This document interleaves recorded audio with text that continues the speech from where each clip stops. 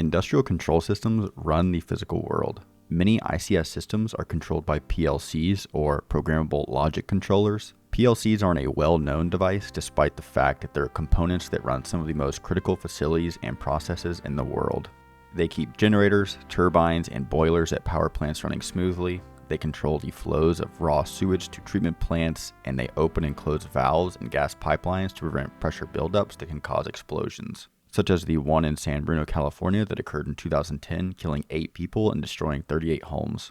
They also help maintain consistent temperatures in the furnaces and kilns where glass, fiberglass, and steel are made to ensure the integrity of skyscrapers, cars, and airplanes. Because of their criticality, you'd believe security would be a top priority for these devices. However, in 2013, the NSA Director, General Keith Alexander, told a Senate committee that on a scale of 1 to 10, measuring the preparedness of U.S. infrastructure to withstand a destructive cyber attack, the nation is at a 3. For most of their history, these systems were isolated from the internet by design. The engineers who built Modbus in 1979 never considered network security because these systems were never supposed to be network accessible. At that point in time, the air gap was the security model, but now that air gap is largely gone. And this isn't a theoretical problem. Just this month, in April 2026, CISA, the FBI, and the NSA issued a joint advisory warning that Iran-affiliated APT actors are actively exploiting internet-exposed PLCs across U.S. critical infrastructure as we speak. The ports they're targeting, 502, 44818, and 102. The exact protocols we're going to take a look at today. In this video, I'm going to show you how the attackers find these systems, what they can do once they find one, and why the protocol itself is the vulnerability. And with that being said, welcome to Astrolabs. Quick disclaimer, this video is for educational purposes only. Do not try to replicate what you see in this video. The attack I'm running is in an isolated lab environment, and if you try to do something like this in the real world, you will end up in jail. There are currently tens of thousands of industrial control systems like PLCs and SCADA nodes exposed to the open internet with no authentication whatsoever. Before an attacker can interact with an exposed ICS device, they obviously need to be able to find it. The recon phase of an ICS attack uses a combination of passive search engines, automated scanning, and targeted fingerprinting. None of these techniques require any direct interaction with the target system. They're all based on publicly available data. The first option is Shodan. Shodan is an internet search engine that indexes device banners rather than web content. It continuously scans IP address ranges across the internet, connects to open ports, and records whatever the device responds with. These responses, called banners, often contain firmware versions, model numbers, device names, and vendor strings. When you search Shodan, you are not scanning anything, you are reading a database that Shodan has already built. Threat actors use it as a target discovery platform.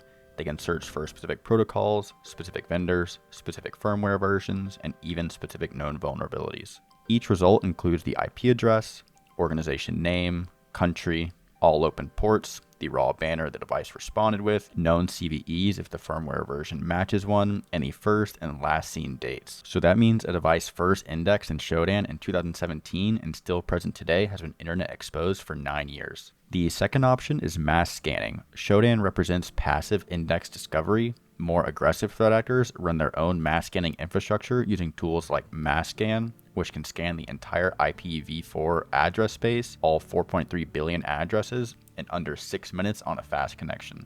They scan for specific ICS ports and collect their own banner data independently of Shodan. The teapot honeypot data we went over in a previous video is a direct record of this. The recurring scanner subnets we identified were automated infrastructure running exactly this kind of mass scan. The difference between a security researcher running Shodan and a threat actor running MassScan is intent and what happens after discovery, not the technique. A third option is also Google dorking. Many ICS HMI web interfaces are directly indexed by Google. Certain search patterns reliably surface them because they use default page titles or URL structures that haven't been changed from factory defaults. Once a target IP is identified via Shodan or mass scanning, the next step is verification and fingerprinting, which confirms the device is live and gathers detailed identity information. This is typically done with Nmap using ICS-specific scripts that speak the native protocol. You would do an initial scan using the following command. The S7 info script returns module name, firmware version, serial number, and a plant identification, the same data Shodan indexed, but obtained directly instead. The Modbus discover script enumerates slave IDs and device identity. At this point, an attacker knows exactly what they're dealing with before they send a single application layer command. This next section is going to be a little bit dry, but try to bear with me because it's important context for how we're going to pull off our attack. But if you can't manage it, feel free to skip ahead. Modbus is the protocol I'm going to demonstrate in the live video, so it's worth understanding in depth. It's the oldest and most widely deployed industrial communication protocol in the world, and its design reflects a set of assumptions that are no longer valid. Modbus was developed in 1979 by Modicon, which is now a brand of Schneider Electric for use with their programmable logic controllers. It was designed for serial communication over RS-232 and RS-485 cables connecting devices within a single facility. As we said in the intro, the security model was physical isolation. The only way to reach a Modbus device was to be physically present in the facility and connected to the serial bus. Authentication was considered unnecessary overhead. The protocol was designed for reliability and simplicity, not necessarily security. In the 1990s, Modbus was adapted for TCP/IP networks as Modbus TCP. This is the version that runs on port 502 that we'll be targeting. The authentication model, however, did not change. So there's no username field, no password field, no session token or encryption. Any host that can reach port 502 can issue any Modbus command. Modbus organizes data into 4 distinct types, each with its own address space and access permissions. Understanding these is essential for understanding what an attacker can read, what they can then modify. We have coils from the address range of 1 to 9,999, which are read-write single-bit outputs. These control physical devices like valves, pumps, and relays.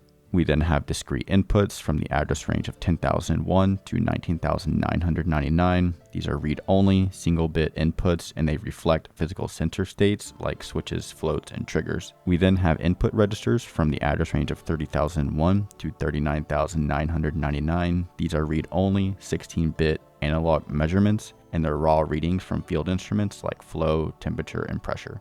We then have holding registers, which are the data type that we're going to be most interested in, from address range 40,001 to 49,999. These have both read and write permissions, 16-bit configurable parameters, and these are set points and thresholds that directly change how the PLC behaves. Holding registers are the most important data type for understanding the attack surface, as they store the values that define how a physical process operates, so their targets an attacker would want to modify. Like I said before, holding registers store 16-bit unsigned integers, meaning values from 0 to 65,535. Real-world engineering values are mapped into this range by the system integrator when the PLC is configured. There's no universal standard for this mapping. It varies per installation and is documented in the engineering drawings and PLC configuration files. Here's an example of some of the common mapping patterns. On the left, we have the real-world value it may be, and then on the right, how it might be stored. So for an example, we have a chlorine set point at 2 milligrams per liter.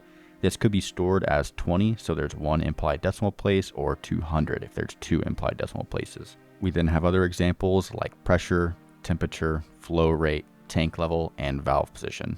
Without the engineering documentation, we don't know the scaling factor, but we can observe the values over time, watch them change in response to process conditions, and infer what they represent. Most importantly, however, we can write any value in the 0 to 65,535 range to any holding register with no authentication.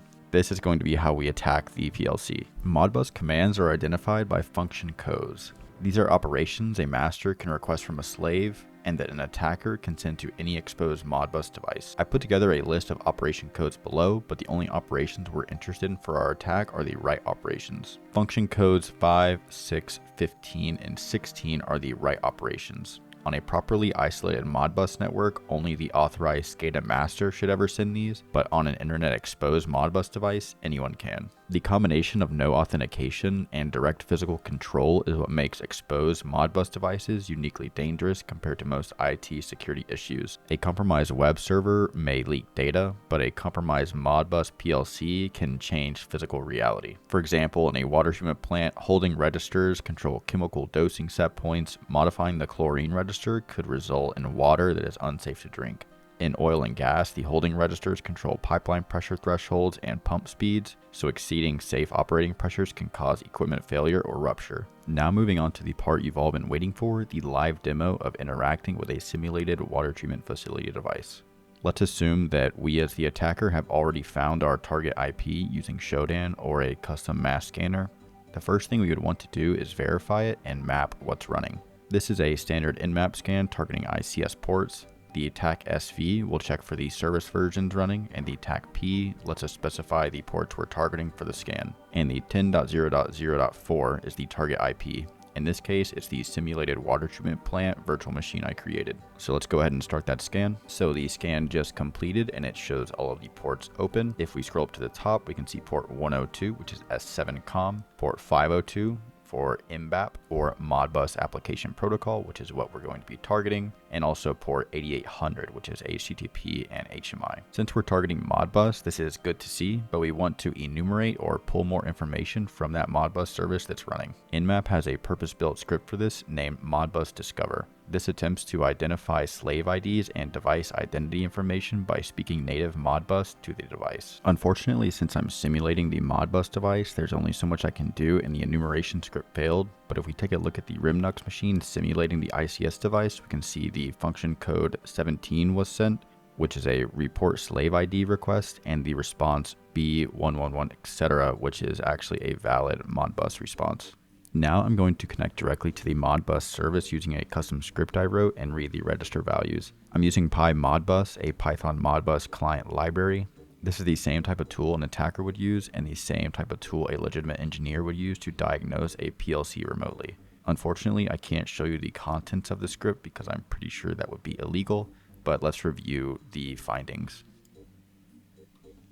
Now this is really interesting, and we can see that the script read all of the values that are being held in the registers. Things like flow rate, we can see that the pressure is at 82 psi. We have access to the pH level, the chlorine at 2 milligrams per liter, the tank level, pump speed, and the temperature. Now I can read every operational value from this PLC with no credentials, but reading is just reconnaissance. The real capability is writing. So with a single additional command, I can modify any of these values, and here's what that looks like. Within the exploit of our script, we were able to specify the registers that we wanted to target and the values we wanted to insert into those registers. So we can see for the chlorine, for example, we were able to change that value to 2200 milligrams per liter, which is 110 times the normal safe level. The tank level register we changed to 0%, so that will now be reporting as empty even if it isn't. And then we also have the pump speed register, which we changed to 0 RPMs, so the pump was stopped. Those additional changes in the registers were done with just one additional line of Python, so there was no crazy exploit or vulnerability or even credentials that needed to be used, just the Modbus protocol working exactly as designed. Modbus is the most widely used deployed ICS protocol, but it's far from the only one exposed on the internet. The broader ICS attack surface includes a range of protocols, each with their own exposure profile and threat implication. We have Siemens S7COM. This is the Stuxnet protocol when the most sophisticated cyber weapon ever deployed needed to identify and manipulate PLCs. It used S7COM to do so. That was in 2010, and today you can still find thousands of S7 PLCs, which are controlling power plants, water systems, and manufacturing facilities, still exposed on the open internet via the same port. We have IEC, and it's the protocol that took down Ukraine's power grid. We also have BACnet. BACnet is building automation, so HVAC, lighting, access control, and fire suppression. And we have Guardian AST, which is automatic tank gauges at fuel storage sites. This is one that was covered in the honeypot video previously as well. The Shodan searches in this video represent a snapshot of a persistent global exposure problem that isn't just in the United States. These aren't devices that were accidentally misconfigured last week. Many of them have been internet exposed for years and some over a decade. The root cause is not negligence in most cases. The big issue is trying to patch these systems without taking them offline for an extended period of time and the regulations put in place that made them more vulnerable than they were before. If you enjoyed this video or found it informative, please consider subscribing or giving the video a like. It helps the channel grow and thus motivates me to put out more interesting research. Feel free to join the Astra Discord. The link is in the description, and have a great day, everyone.